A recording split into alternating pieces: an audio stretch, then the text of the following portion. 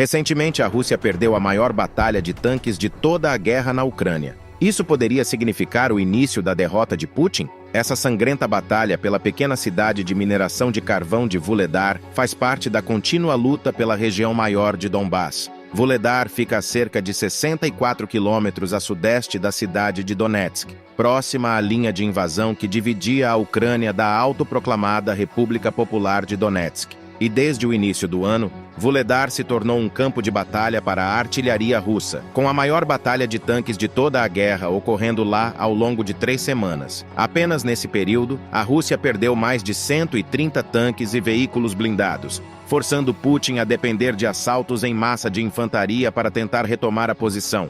Isso foi um golpe sério, e a Batalha de Vuhledar mostrou mais uma vez que o exército russo tem problemas graves que não serão resolvidos tão cedo. Embora Vuhledar tenha sido palco de pequenos confrontos e bombardeios desde o início da invasão, a batalha principal pela cidade começou em 24 de janeiro de 2023. Naquela noite, a Rússia iniciou os ataques às posições ucranianas que logo se transformaram em um cerco devastador de 3 semanas, demonstrando as falhas russas. Naquele momento, a Ucrânia ainda estava esperando a chegada de tanques sofisticados do Ocidente, como o Abrams dos Estados Unidos e o Leopard segundo alemão. Os tanques de substituição da Rússia chegaram mais cedo, mas durante sua primeira implantação em Vuhledar, foram completamente destruídos. Sem superioridade de fogo desta vez, os ucranianos foram forçados a depender mais uma vez de estratégia e táticas. Muito das 3 semanas seguiu o mesmo padrão. Batalhas de tanques intensas em estradas de terra e linhas de árvores, com os russos tentando avançar em colunas e os ucranianos disparando contra eles de posições defensivas ocultas. Se isso parece familiar,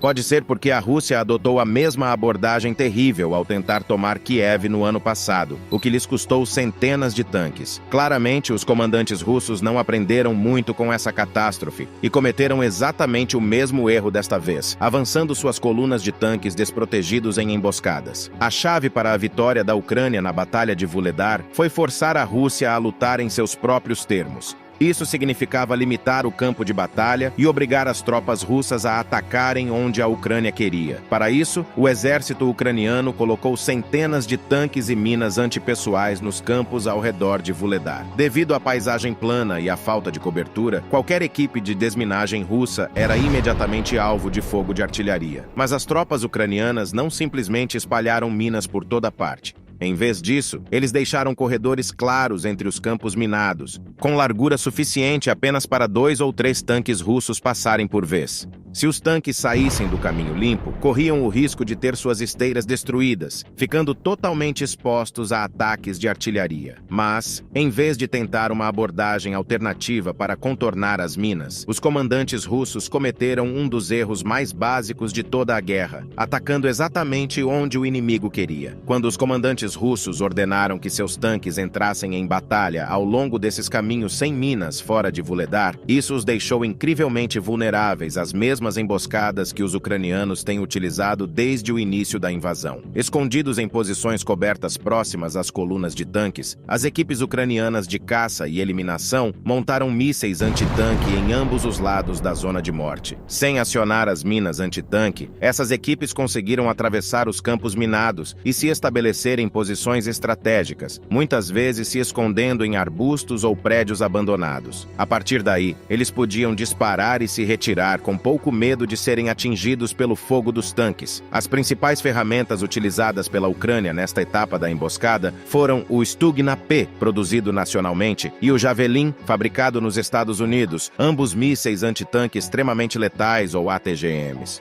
Às vezes chamado de Skiff, o Stugna P é um sistema mais barato, mas podem causar um grande impacto nos tanques azarados. O Stugna é um tanto pesado, pesando cerca de 27 quilos, e depende de orientação manual, exigindo que seu operador mantenha a linha de visão no alvo enquanto o míssil ainda está em voo. Mas mesmo com essas limitações, o Stugna mostrou ser mortal, com alcance de até 3 milhas e ogivas tandem de alta explosão antitanque ou de fragmentação de alta explosão capazes de penetrar a blindagem moderna de tanques compostos. O Javelin tem se mostrado ainda mais eficaz na aniquilação de tanques russos.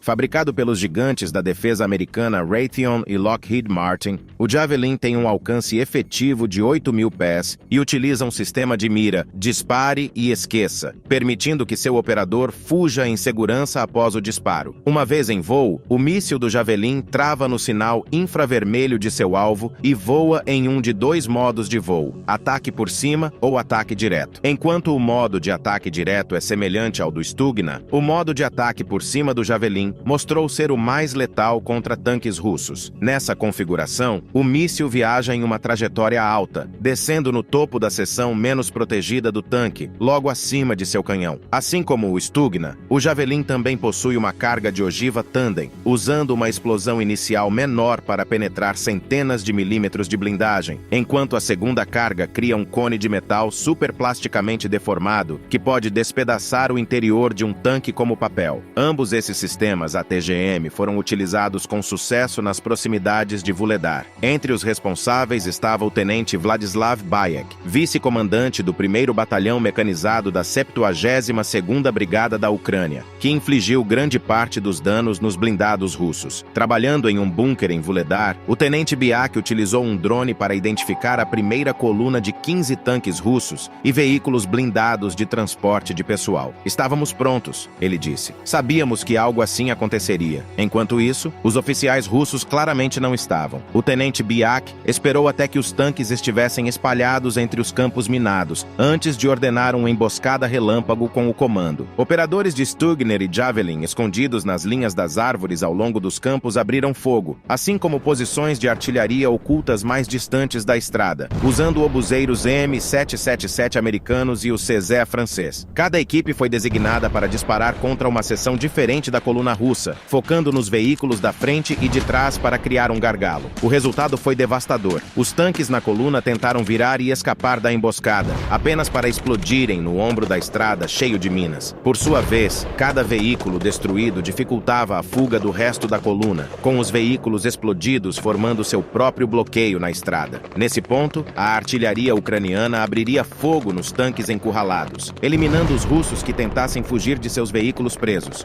Isso terminou em obliteração. Durante 3 semanas, esse padrão se repetiu, com a Rússia perdendo cada vez mais tanques e, incrivelmente, recusando-se a mudar de tática. Em um determinado momento, os tanques russos ficaram tão presos que os ucranianos conseguiram até mesmo chamar um ataque do sistema de foguete HIMARS, normalmente eficaz apenas contra alvos fixos como depósitos de munição. A Ucrânia também fez excelente uso de seus próprios tanques mais antigos. Como não podiam enfrentar os blindados russos de frente, os ucranianos enterraram seus tanques em posições defensivas ocultas. Alguns foram camuflados com arbustos e redes de camuflagem, enquanto outros foram realmente enterrados no solo, deixando apenas suas torres visíveis. Embora não fossem eficazes contra munições de ataque superior, essas posições defensivas enterradas aumentaram dramaticamente a capacidade de sobrevivência dos tanques da Ucrânia contra ataques frontais. E como os ucranianos sabiam exatamente para onde as colunas de tanques russos avançariam, eles foram capazes de ajustar toda a trajetória de aproximação para seus tanques e artilharia ocultos. Isso permitiu que eles fizessem ataques em pontos de disparo pré-determinados com alta precisão e não desperdiçassem sua munição limitada. Durante cada emboscada, as tripulações de tanques ucranianas também utilizaram uma série de táticas extremamente inteligentes para resolver problemas e evitar que suas posições fossem detectadas. Os tanques não podiam ficar com os motores ligados sem se revelarem através da assinatura térmica ou do ruído do motor, mas precisavam se manter aquecidos para serem rapidamente acionados para o combate. Assim, os ucranianos colocaram aquecedores a querosene ao lado de seus motores para manter os tanques prontos para a ação a qualquer momento. Da mesma forma, suas posições ocultas significavam que muitas tripulações de tanques ucranianas não tinham linha de visão para seus alvos, então improvisaram usando operadores de drones para localizar seus ataques. Isso também adicionou um nível extra de confusão para as já perplexas forças russas, já que suas linhas de frente eram bombardeadas por disparos de tanques invisíveis.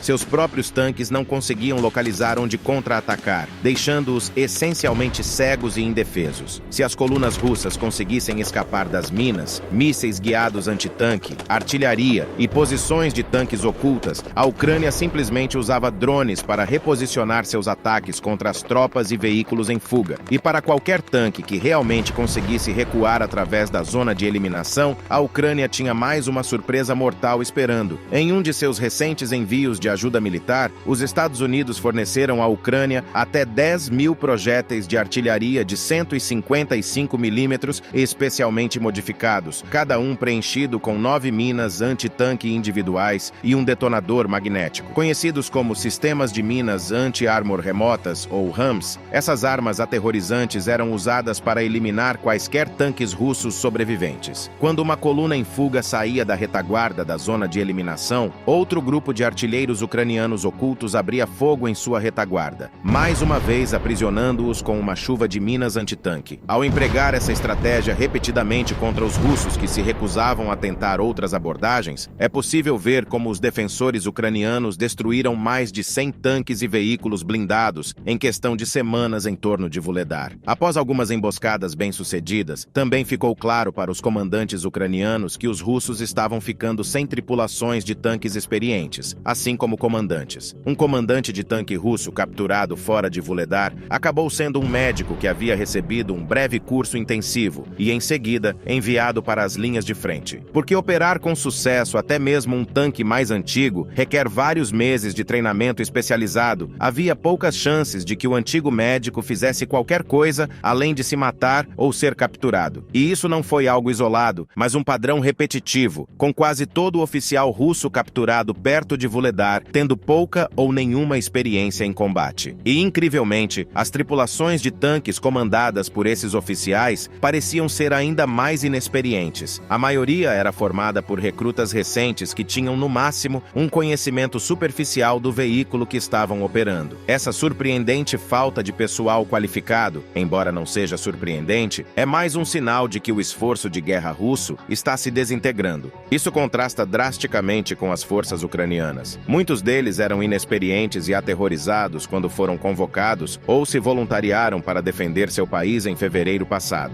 Mesmo que muitos dos que defendiam Vuhledar fossem recrutas relativamente recentes, eles aprendiam enquanto avançavam e não cometiam o mesmo erro duas vezes. A maioria das tripulações de tanques mais experientes da Ucrânia está atualmente em outros lugares da Europa Oriental, aprendendo a operar os avançados tanques Leopard 2 e os M1 Abrams. No entanto, mesmo as tropas relativamente não testadas que defendiam Vuhledar foram capazes de obter mais uma vitória impressionante. Isso é um indicativo claro de que a guerra tomou um rumo decisivo a favor da Ucrânia, tanto em termos de equipamento quanto de pessoal. É também mais um lembrete de quão precária tem sido a doutrina militar e o planejamento russo, já que nem os oficiais de campo nem os altos escalões militares parecem capazes de aprender com os erros do passado. Parte dessa dificuldade provavelmente advém da própria estrutura do exército russo, que é composto por partes comandadas de forma independente. Essa falta de uma estrutura de comando unificada tem assolado a Rússia há anos e parece ser pelo menos parte do motivo pelo qual os novos recrutas não são alertados sobre emboscadas óbvias. Da mesma forma, as tropas experientes que teoricamente deveriam liderar tal ataque parecem estar em condições muito piores do que o esperado. Outra razão por trás dos repetidos fracassos da Rússia em Vuhledar e em outros lugares está relacionada ao seu amplo uso de empreiteiras militares privadas, conhecidas como PMC. A mais notória dessas PMCs é o Grupo Wagner, liderado pelo confidente de Putin, Yevgeny Prigozhin. A dependência de Putin em relação ao Wagner e a outros grupos, bem como a corrupção generalizada na Rússia, levaram a uma situação em que cada um está competindo diretamente pelos despojos da guerra. Vuhledar fica perto de duas minas de carvão gigantescas, uma das principais razões pelas quais a Rússia gastou tanto tempo e derramou tanto sangue tentando tomar a cidade. No entanto, uma vez que seus recursos provavelmente seriam dados a apenas uma PMC, há um forte incentivo para lutar pelos despojos. Assim, em Vuhledar, o exército russo oficial, o Grupo Wagner e a PMC Patriot, controlada diretamente pelo ministro da Defesa Sergei Shoigu, têm competido para conquistar a cidade para si. Como consequência, nenhum desses grupos compartilhou informações sobre as emboscadas em potencial, cada um esperando que o outro sofresse a maioria das baixas, deixando-os livres para assumir o controle e saquear a cidade. Controlar cerca de 70 milhões de toneladas de carvão sob Vuhledar faria com que tanto Prigozhin quanto Shoigu se tornassem muito mais ricos do que são atualmente, dando-lhes um motivo bilionário para não cooperar. É claro que essa dinâmica não é favorável a uma força de combate eficaz e deixou a Rússia em desvantagem significativa positiva em termos de informações. O canal de Telegram Grey Zone, próximo ao grupo Wagner, postou no início de março que parentes dos mortos estão inclinados a buscar vingança quase sanguinária contra o general que estava no comando em Vuhledar. Embora as forças armadas ucranianas possam se alegrar com a incompetência impressionante da Rússia, nunca devemos esquecer o preço terrível pago por lugares como Vuhledar. Ao final do assalto russo em fevereiro, o vice-prefeito da cidade declarou que Vuhledar estava destruída, com 100% dos edifícios danificados. Da população original da cidade, que era de 15 mil pessoas, restam menos de 500, a maioria vivendo em ruínas e coletando água da chuva para beber. Embora não haja dúvida de que a batalha tenha sido uma vitória tática para a Ucrânia, também levará muitos anos antes que algo possa ser reconstruído. De qualquer forma, é mais do que claro que a trajetória da guerra mudou a favor da Ucrânia e que a Rússia não pode suportar muitas mais derrotas como essa. Mas o que você acha? Foi Vuhledar um ponto de virada na guerra e as repetidas falhas da Rússia eventualmente condenarão as ambições de Putin? Se você gostou desse vídeo, peço que clique no botão de gostei, se inscreva no canal para apoiar nosso trabalho e deixe sua opinião nos comentários.